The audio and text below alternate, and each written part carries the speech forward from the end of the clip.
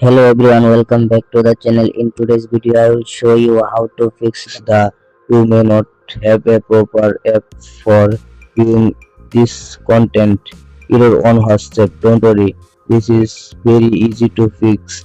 Okay, let's start. See, this is the problem. You may not have a proper app for viewing this content.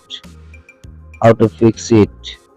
First, open your Google Play Store app and now search here WhatsApp.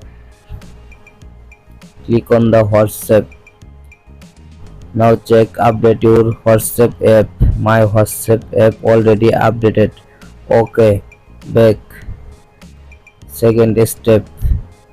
Now tap on the WhatsApp app and click on the eye option and scroll down. Then click on the storage option. Now click on the clear check and clear data. Okay, back. Now click on the permission option. Allow all permission. All locks allow camera, contacts, location, microphone, music and audio, nearby device, notification, phone, photos and videos, SMS. Allow all permission. Okay, back. And last steps.